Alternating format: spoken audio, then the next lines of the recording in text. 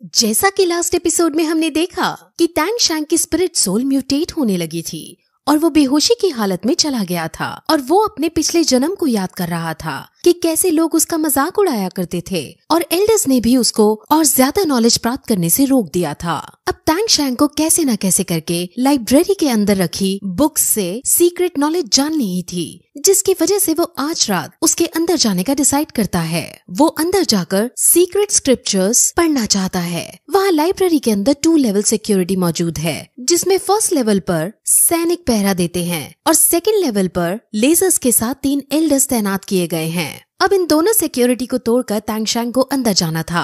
अब टैंग शैंग अपने hidden weapon से चाहता तो बाहर पहरा देने वाले सैनिकों को मार सकता था, लेकिन वो अपने इस टैंग सेक्ट से बेहद प्यार करता था और उसके ऊपर टैंग सेक्ट के कई एहसान थे।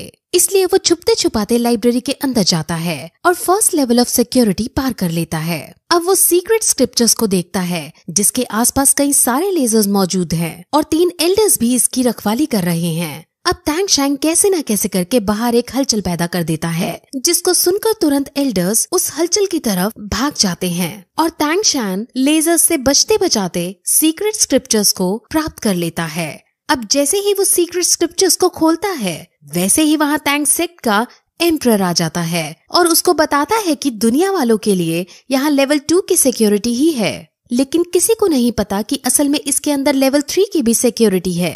लेवल 3 की सिक्योरिटी में मैं खुद यहाँ की रखवाली करता हूँ। अब एम्परर कहता है कि तुम्हें इस जुर्म में टैंग सेक्ट से निकाल दिया जाएगा, जिस पर टैंग शैंग उदास हो जाता है और कहता है कि मैं बचपन में यहाँ आया था और यहीं से मेरी परवरिश हुई थी। मैं इसको छोड़कर तभी जाऊंगा जब मेरी मौत मुझे लेने आएगी और लगता है कि वो वक्त अब आ चुका है।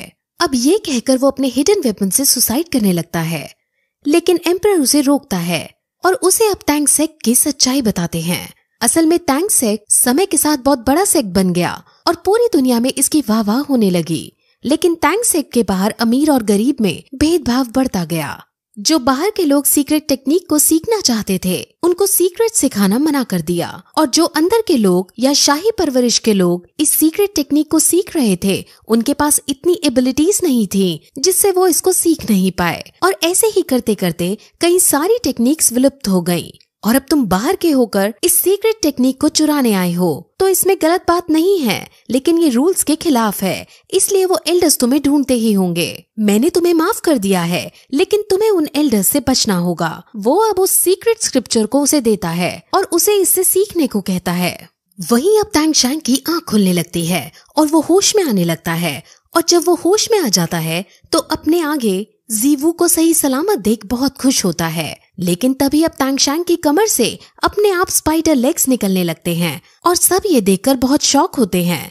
अब मिस्टर ज़ाओ उसे इसे कंट्रोल करने को कहते हैं, जिस पर टैंग शैंग फिर से मेडिटेट करता है और बड़ी मुश्किल के बाद स्पाइडर लेग्स को कंट्रोल करने में केपेबल हो जाता है। अब वो बातें कर रहे होते हैं कि तभी वहाँ बहुत सारी मकड़ियाँ आ जाती हैं। ये सब छोटी छोटी मकड़ियाँ थी और ये सब उसी के बच्चे थे जिसको टैंग शैंग ने अभी मारा था।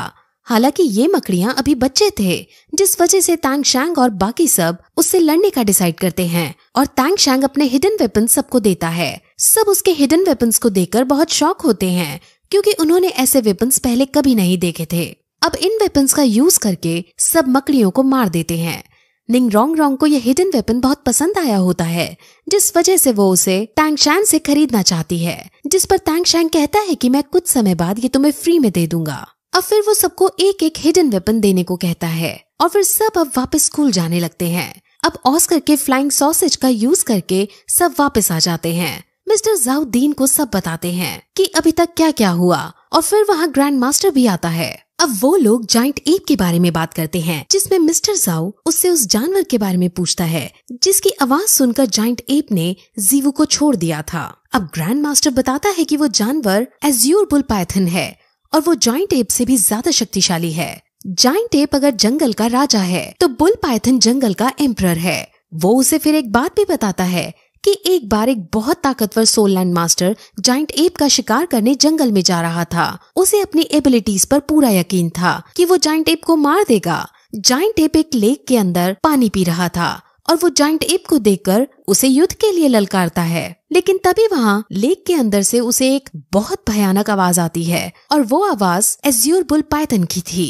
बुल पाइथन इंसानों की आवाज भी बोल सकता है और वो उस वॉरियर को वहाँ से जाने को कहता है और वो वॉरियर फिर बिना कुछ सोचे अपनी जान बचाने के लिए वहाँ से भाग जाता है। वो असल में बुल पाइथन की ताकत के बारे में उन्हें समझा रहा था। अब फिर वो ऑस्कर के बारे में बात करते हैं कि वो बहुत टैलेंटेड बंदा है। असल में श्रेक स्कूल के अंदर सभी बहुत टैलेंटेड है और अब इसीलिए उनकी आगे की ट्रेनिंग के लिए ग्रैंड मास्टर खुद उनको सिखाने का डिसाइड करता है। अब वो ग्राउंड में सभी बच्चों को बुलाकर उनको ग्रैंड मास्टर से इंट्रोड्यूस कराता है और अब ग्रैंड मास्टर आज से उन सभी के टीचर बन जाते हैं। अब वो बातें कर ही रहे होते हैं कि तभी अचानक तांगशैंग की मकड़ी वाले लेग्स अनकंट्रोलेबल हो जाते हैं और उसके लेग्स इधर उधर वार करने लगते हैं। इस बीच एक डंक मोटू को भी लग जाता है जिससे वो वहीं बेहोश होकर गिर जाता है।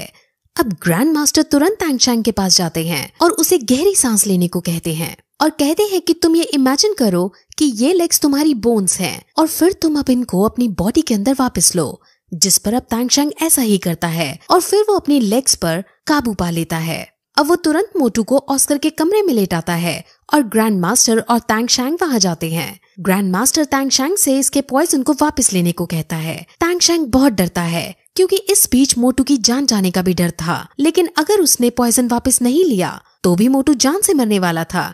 इसलिए वो ग्रैंड मास्टर की बात मानते हुए मोटू के शरीर से पॉइजन निकालने लगता है और कुछ देर में मोटू ठीक हो जाता है। अब तांगशैंग बाहर आता है और सबको अपनी कंडीशन बताता है कि शायद मैं अभी स्पिरिट रिंग को संभाल नहीं पा रहा हूँ। अब जीवू और तांगशैंग भी आपस में स्पिरिट रिंग के बारे में बातें करते हैं। अब तांगशैंग ग्रैंड मास्टर से मिलने जाता है जहाँ ग्रैंड मास्टर उसे उसकी लापरवाही के लिए डांटता है क्योंकि उसने बिना कुछ सोचे समझे बहुत हजारों साल पुरानी मकड़ी को मार दिया था और उसके स्पिरिट रिंग को हासिल करा था। तांगशैंग उनसे सॉरी कहता है और कहता है कि वो आगे से ऐसा कुछ नहीं करेगा। जिस पर अब ग्रैंड मास्टर उसकी नई स्पिरिट रिंग के पार्ट्स दिखाने को कहते हैं, जिस पर तांगशैंग उन्हें अपनी ब्लू सिल्वर प्लांट दिखाता है। उसकी ब्लू सिल्वर प्लांट की रिंग बढ़ गई थी और वो ज्यादा स्ट्रॉन्ग हो गई थी। तांगशैंग की पॉइजन पार भी अब और जहरीली हो चुकी थी, यानी अब तांगशैंग इतना ज्यादा शक्तिशाली हो चुका था कि अगर कोई पॉइजन मास्टर भी उस पर अपने पॉइजन से वार करे तब भी तांगशैंग आसानी से उसके इफेक्ट को नलीफाई कर सकता है। अब तांगशैंग अपने दोस्तों के लिए भी हिडन वेपन्स बनाना चाहता था और वो अपने पिछले जन्म की यादों से और सीक्रेट स्क्रिप्चर में जो लिखा था उसकी मदद से अपने लिए कई सारे हथियार बनाना चाहता है जो उसे हर युद्ध में जीतने को मदद करे। अब इसीलिए तांगशैंग इस शहर में अपना हथियारों का बिजनेस खोलने का डिसाइड करता है क्योंकि अगर ये बिजनेस चल जाता है तो उसके पास बहुत सारे पैसे आएंगे और पैसे आने से वो अपने लिए अलग अलग तरह के वेपन्स बना पाएगा। अब फिर वो शहर की सबसे बड़ी लोहार की दुकान पर जाता है। वहाँ पर बहुत सारे लोहार हथियार बना रहे थे और सभी बहुत बड़े कारीगर थे। अब तांगशैंग मालिक के पास जाता है और कहता है कि वो उसके लिए एक बिजनेस अपॉर्चुनिटी लाया है, लेकिन इसको जानने के लिए उसको प्राइवेट में बात करनी होगी। अब तांगशैंग और ओनर एक कमरे में जाने लगते हैं जहाँ रास्ते में वो उन दो लोगों को जिनका नाम आयरन ड्रैगन और आयरन टाइगर है उन्हें देखता है। वो दोनों असल में ओनर के बेटे हैं और वो यहाँ के सबसे कुशल कारीगर हैं। अब तांगशैंग रूम में जाकर उन्हें कहता है कि मैं आपको 100 सोल कॉइन्स दूंगा और आपको मुझे यहाँ एक सीट देनी होगी, यानी मुझे यहाँ अपने औजार यूज करने देने होंगे और मैं उनसे बहुत अच्छे अच्छे हथियार बनाऊंगा जिसे बेचकर जो प्रॉफिट आएगा वो हम शेयर करेंगे। अब उनको ये प्लान बहुत अच्छा लगता है, लेकिन वो तांगशैंग पर यकीन नहीं कर पा रहे थे कि ये बच्चा हथियार बना भी पाएगा या नहीं। इसीलिए वो उससे उसकी स्किल्स के बारे में पूछता है, जिसमें जब उन्हें उसकी रैंक 30 पता चलती है तो वो बहुत शॉक होते हैं। अब वहाँ वो दोनों बेटे भी आ जाते हैं और वो तांगशैंग को यहाँ देखकर बहुत खुश होते हैं और वो अपने पापा को बताते हैं कि इसकी एक पार्टनर तो हमें जान से मारने वाली थी, लेकिन इसने ही हमको बचाया था और ये बहुत ताकतवर इंसान है। अब ये सुनकर ओनर बहुत खुश हो जाता है और उसके साथ इस बिजनेस को करने के लिए मान जाता है। अब फिर वो वापस स्कूल आता है जहाँ उसे जीवू दिखती है और वो दोनों एक दूसरे के साथ हमेशा रहने का वादा करते हैं और वो दोनों एक दूसरे के बहुत नजदीक भी आ जाते हैं। लेकिन तभी वहाँ उन्हें निंग रोंग रोंग की आवाज आती है और वो एम्बैरेस होकर वापस स्कूल की तरफ जाने लगते हैं। आज ये लोग तांगशैंग के रैंक 30 पर पहुँचने की पार्टी करते हैं और सब बहुत मस्ती करते हैं। अगले दिन ग्रैंड मास्टर खुद उन सब के लिए ब्रेकफास्ट बनाता है और फिर सब ग्राउंड में आकर एक लाइन में खड़े होते हैं और वहाँ पर अब ग्रैंड मास्टर उन्हें कहता है कि अब तुम लोगों की इंटेंस ट्रेनिंग शुरू होगी। वो मिस्टर दाई को अपने पास बुलाते हैं और कहता है कि तुम्हें इन सब से बारी बारी से फाइट करनी है, लेकिन तुम्हें ध्यान रखना है कि किसी को चोट ना पहुंचे। और जब तुम टैंग शैंग से फाइट करो तो टैंग शैंग तुम्हारे साथ थर्ड स्पिरिट रिंग को यूज नहीं करेगा। अब ये सुनकर मिस्टर धाई कहता है कि टैंग शैंग अपनी थर्ड स्पिरिट रिंग का यूज कर सकता है, क्योंकि मैं उसे उसकी थर्ड स्पिरिट रिंग के साथ भी हरा दूंगा। लेकिन ग्रैंड मास्टर उसे मना करता है और कहता है कि अगर टैंग शैंग ने मकड़ी वाली पार को यूज किया तो तुम जिंदा नहीं बच पाओगे।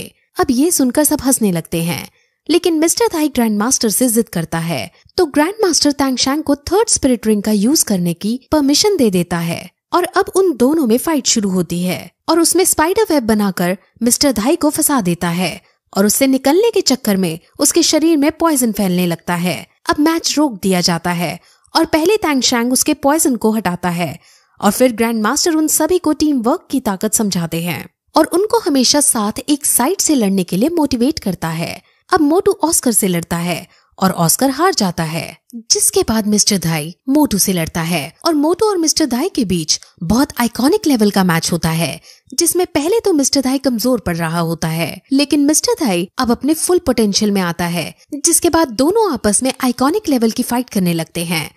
अब उनकी फाइट को देखकर ग्रैंड मास्टर जीवू से अपनी थर्ड स्पिरिट रिंग को दिखाने को कहता है, जिस पर जीवू और टैंग शैंग अब आपस में लड़ाई करते हैं। टैंग शैंग उसे स्पाइडर वेब में फंसाने की कोशिश करता है, लेकिन जीवू बहुत फास्ट है और उसके पास बहुत स्ट्रेंथ भी है, जिस वजह से वो उससे बचती हुई टैंग शैंग पर अटैक करती है और जोर से पकड़ लेती है, जिस वजह से जब टैंग शैंग फिर से स्पाइडर वेब का यूज करता है तो वो दोनों ही अब स्पाइडर वेब में फंस जाते हैं और उनके बीच फिर से बहुत रोमांटिक एंगल बन जाता है।